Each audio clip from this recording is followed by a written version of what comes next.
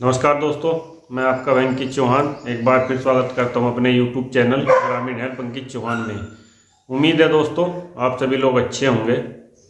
साथियों, RTI act पर हमारी लगातार चर्चा चल रही है और हम आरटीआई एक्ट की धारा 19 पर जो अभी चर्चा कर रहे हैं। धारा 19 दोस्तों आप सभी लोग जानते होंगे या जो लोग नहीं जानते तो देखिए, आरटीआई एक्ट की जो धारा 19 है वो है दोस्तों अपीलीय अधिकारी के यहाँ जो है अपील का जो प्रावधान करते हैं। और भी इसकी जो उपधाराएं हैं यानी कि जो उसके सब सेक्शन है, तो केवल आरटीआई एक्ट की धारा 19(1) पढ़ लेना ये काफ़ी नहीं है दोस्तों। इसको पूरा जो है स्टेप बाय स्टेप जब आप पढ़ेंगे और समझेंगे तभी आपको पूरी आरटीआई एक्ट की धारा जो 19(1) है उसका पूरा सारांश, पूरी व्याख्या, तभी दोस्तों आपको उसकी समझ में आएगी।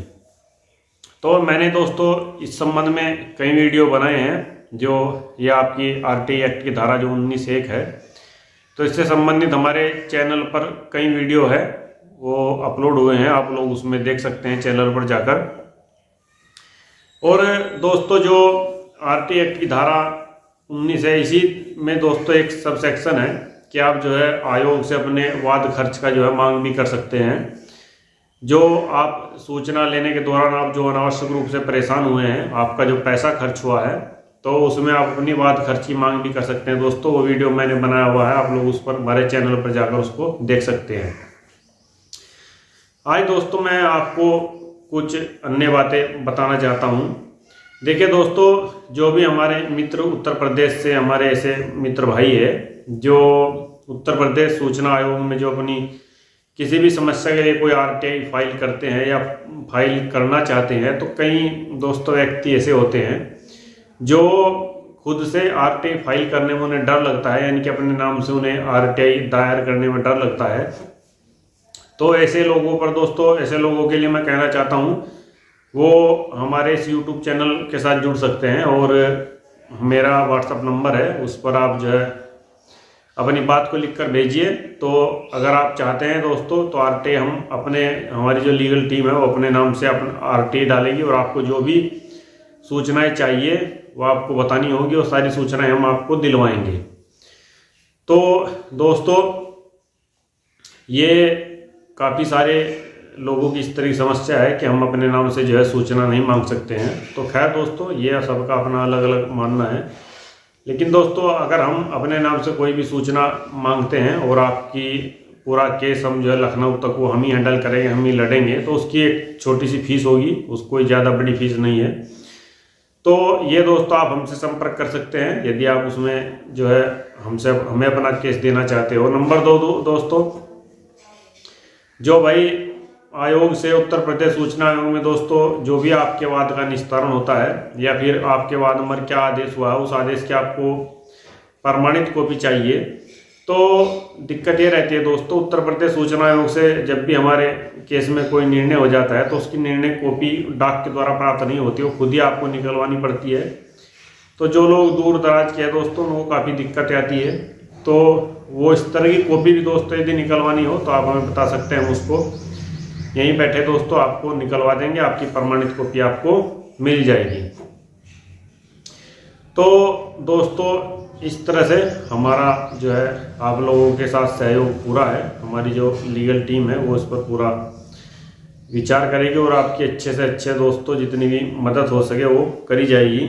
और जहाँ तक सवाल है दोस्तों आरटीआई एक्ट की धारा 19(1) का, तो आप आरटीआई एक्ट को लगातार पढ़ते रहिए। यूट्यूब पर वीडियो और भी है दोस्तों, वीडियो को भी देखते रहिए, यूट्यूब से भी आपको काफ़ी सीखने को मिल जाएगा। लेकिन दोस्तों मैं आपको कहूँगा कि आप हमेशा जो है आरटीआई एक्ट को जरूर पढ़िए, क्योंकि ये आपका मौलिक अधिकारों में से एक अधिकार है। ये आपको जानना चाहिए, समझना चाहिए दोस्तों। जिस तरह से आज सरकारी कार्यालयों में, सरकारी डिपार्टमेंट में आम नागरिक, आम लोग परेशान हैं और साथियों लोगों के चक्कर अनावश्यक रूप से कटवाए जाते हैं। और एक बार नहीं दोस्तों, कम से कम आपके 20 बार चक्कर कटवाए जाएंगे सरकारी कार्यालय में। आपको ये पता नहीं चलेगा कि हमारे जो कागज़ है वो कागज़ है कहाँ, किस अधिकारी के पास है, किस स्टेज पर है, क्या उस पर अभी तक कोई जांच संसित हुई या नहीं हुई है, या कोई कार्रवाई हुई या नहीं हुई है। तो ऐसी तमाम बातें दोस्तों आपको नहीं पता चलेगी, और आप 20 से 25 दिन जब चक्कर काटेंगे तो आप थक हार कर खुद ही अपने घर बैठ जाएंगे, कह रहे छोड़ो, जो हमने दिया अपना छोड़ दो उसको ऐसे ही। लेकिन दोस्तों ऐसा नहीं है। आरटीआई एक्ट बहुत ही जो है सशक्त कानून है, मजबूत कानून है, आप इसका सहारा लीजिए। और मैं देखिए आपको हमेशा मैं बताता हूँ, जब भी आप किसी सरकारी डिपार्टमेंट या कार्यालय में कोई भी आवेदन देते हैं उसको पूरा प्रॉपर तैयार कर दीजिए। नंबर 2 बात, यदि आप कार्यालय में आवेदन दे रहे हैं तो आप उसको वहाँ से उसकी एक प्राप्ति भी लीजिए। प्राप्ति का दोस्तों मैंने आपको पहले बताया है, अब मैं दोबारा बता देता हूँ। देखिए दोस्तों, प्राप्ति आप हमेशा जो अपनी शिकायत दे रहे हो 2 कॉपियों में ले जाइए। एक कॉपी तो आप उनको दीजिए, उसकी जो फोटो कॉपी है उस पर उसकी प्राप्ति लीजिए। प्राप्ति से मतलब ये है वो विभाग, वो कार्यालय उस आपके पत्र पर अपनी मोहर मारेगा, अपने साइन करेगा, और वो जो एप्लीकेशन नंबर डालेगा कि इस नंबर की एप्लीकेशन हमारे कार्यालय में प्राप्त हो गई है। और दोस्तों चूंकि इसका एक रजिस्टर होता है, और जो प्राप्त करता है वो अपने साइन करेगा और डेट डालेगा कि इस डेट में जो है हमें ये पत्र प्राप्त हुआ है। तो इसे कहते हैं दोस्तों प्राप्ति। और प्राप्ति जब आपके पास हो जाएगी तो उससे कार्यालय या विभाग मुकरेगा नहीं कि हमें आपका आवेदन जो है प्राप्त नहीं हुआ है। तो उस पर दोस्तों आप फिर चाहे 1 साल या 2 साल या 3 साल में पूछ सकते हैं कि हमारा ये पत्र था, इस पर क्या जांच हुई है, क्या कार्रवाई हुई है, इससे संबंधित जो अभिलेख दस्तावेज है वो सारे हमें उपलब्ध कराए जाए। ये आपको बड़े आराम से मिल जाएगा दोस्तों। वैसे कोई ना दे तो आप कहीं भागने या दौड़ने की कोई आवश्यकता नहीं है। मैंने जैसे आपसे कहा आप एक सीधे सादा पेपर पे अपनी एक आरटी लिखिए और उनसे पूछे कि साहब हमें ये जो है सब बताइए कि क्या हमारे आवेदन पर कार्रवाई हुई, क्या जांच हुई, इससे संबंधित जो भी दस्तावेज है सारे हमें उपलब्ध करा दिए जाए, या दस्तावेजों की प्रमाणित प्रति हमें दे दी जाए। तो दोस्तों इससे होगा ये कि आपका जो अनावश्यक रूप से टाइम वेस्ट होता है वो बचेगा, आप जागरूक होगे। जिस कार्यालय से आप ये पूछेंगे उसको भी लगेगा कि भाई व्यक्ति ये जागरूक है, पढ़ा लिखा है और अपने अधिकारों के बारे में जानता है।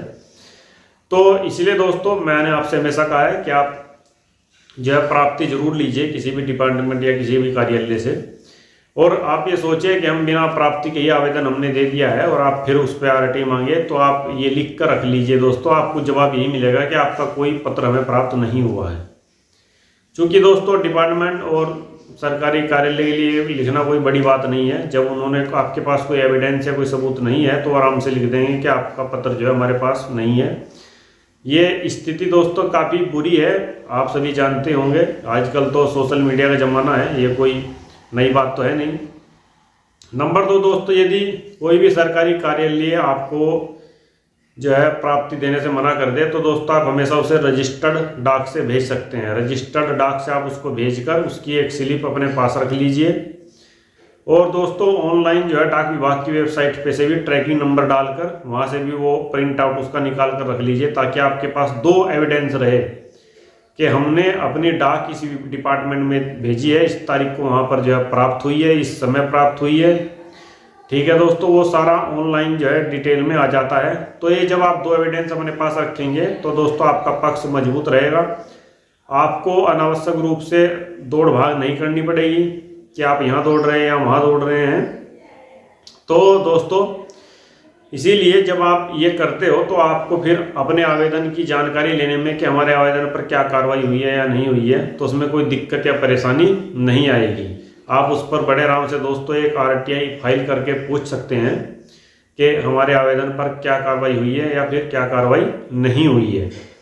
और दोस्तों यहाँ पर मैं आपको बताना चाहता हूँ, इस संबंध में यदि आपको मुझसे कोई और जानकारी लेनी है, कोई राय लेनी है, या मुझसे कोई आप सलाह लेना चाहते हो, मेरे व्हाट्सएप नंबर पर आप फ़ोन करके दोस्तों कॉल बुक करवा सकते हो, तो हम आपकी सहायता करेंगे। तो दोस्तों आज के वीडियो में इतना ही। कल हम बात करेंगे दोस्तों आरटीआई एक्ट की धारा जो है 20(1) है। 20(1) के बारे में हमने पहले भी आपको बताया दोस्तों, लेकिन फिर मैं आपको थोड़ा विस्तार से बताऊंगा कि किस तरह से इसका प्रयोग किया जाता है और इसमें क्या क्या और प्रावधान है।